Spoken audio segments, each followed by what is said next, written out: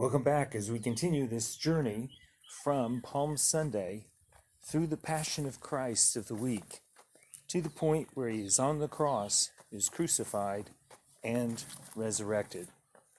We celebrate, we're working toward Easter, but we must remember the passion and the suffering of Christ on the way. John 18:1-14. When he finished praying, Jesus left with his disciples and crossed the Kidron Valley. On the other side there was a garden, and he and his disciples went into it. Now Judas, who betrayed him, knew the place, because Jesus had often met there with his disciples. So Judas came to the garden, guiding a detachment of soldiers and some officials from the chief priest. They were carrying torches, lanterns, and weapons. Jesus, knowing all that was going to happen to him, went out and asked them, "Who is it you want?" "Jesus of Nazareth," they replied. "I am he," Jesus said, and Judas the traitor was standing there with them. When Jesus said, "I am he," they drew back and fell to the ground. Again he asked them, "Who is it you want?" "Jesus of Nazareth," they said. Jesus answered, "I told you that I am he. If you are looking for me, then let these men go." This happened so that the words he had spoken would be fulfilled. "I have not lost one of those you gave me." Then Simon Peter, who had a sword, drew it and struck the high priest's servant, cutting off his right ear. Jesus commanded Peter, "Put your sword away. Shall I not drink the cup the Father has given me?" Then the detachment of soldiers, with its commander and the Jewish officials, arrested Jesus. They bound him and brought him first to Ananias, who was a father-in-law of Caiaphas, the high priest that year. Caiaphas was the one who had advised the Jewish leaders that it would be good if one man died for the people. Meanwhile, the high priest questioned Jesus about his disciples and his teaching. "I have spoken openly to the world," Jesus replied.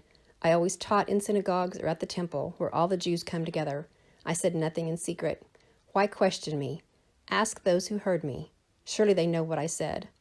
When Jesus said this, one of the officials nearby slapped him in the face. "Is this the way you answer the high priest?" he demanded.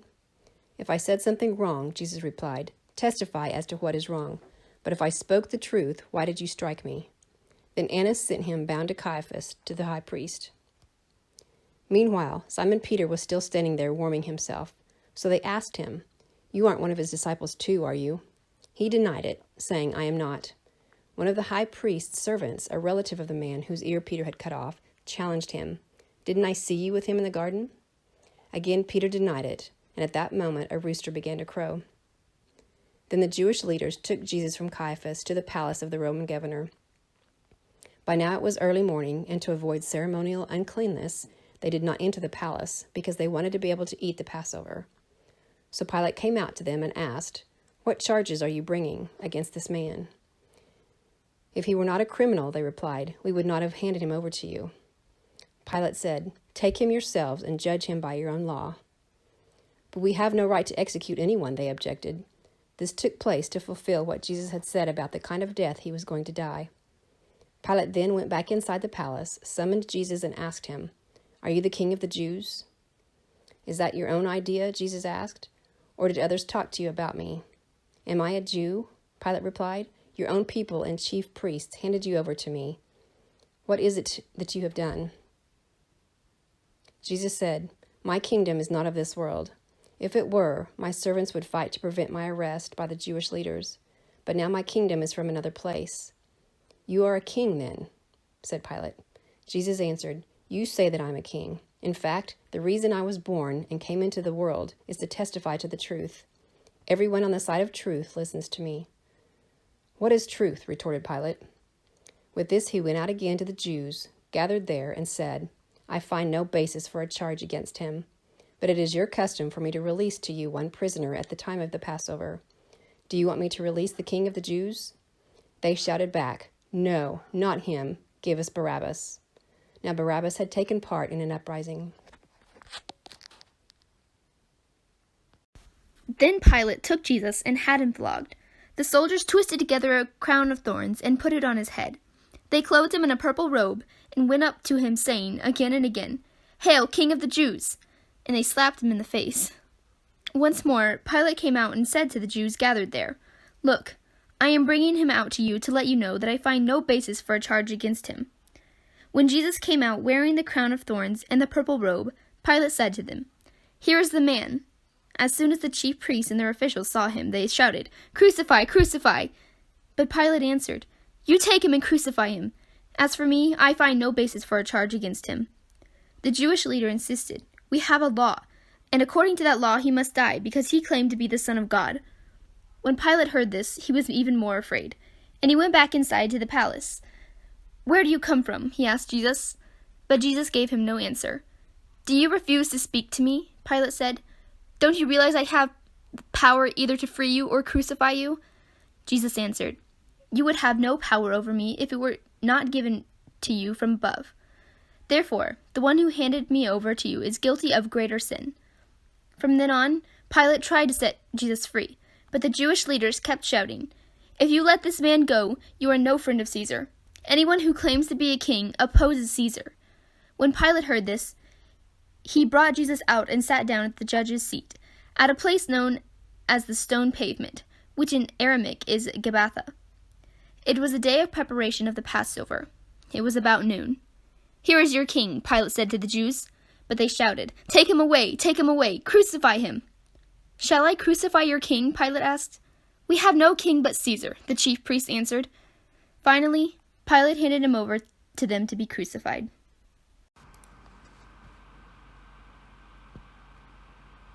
Finally, Pilate handed him over to them to be crucified. So the soldiers took charge of Jesus. Carrying his own cross, he went out to the place of the skull, which in Aramaic is called Golgotha. There they crucified him, and with him 2 others, one on each side and Jesus in the middle. Pilate had a notice prepared and fastened to the cross. It read, "Jesus of Nazareth, King of the Jews." Many of the Jews read this sign, for the place where Jesus was crucified was near the city, and the sign was written in Aramaic, Latin, and Greek. The chief priests, the Jews, protested to Pilate, "Do not write the King of the Jews, but that this man claimed to be the King of the Jews." Pilate answered, "What I have written, I have written." When the soldiers crucified Jesus, they took his clothes, dividing them into 4 shares, one for each of them.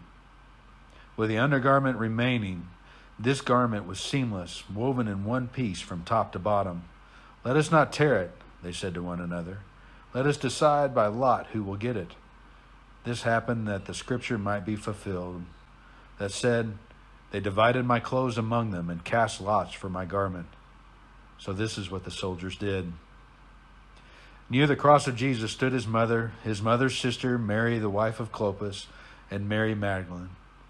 When Jesus saw his mother there and the disciple whom he loved standing nearby, he said to her, "Woman, here is your son," and to the disciple, "Here is your mother." From that time on, the disciple took her into his home. Later, knowing that everything had now been finished, and so that scripture would be fulfilled, Jesus said, "I am thirsty." A jar of wine vinegar was there, so they soaked up a sponge and put the sponge on a stalk of hyssop plant and lifted it to Jesus' lips. When he had received the drink, Jesus said, "It is finished."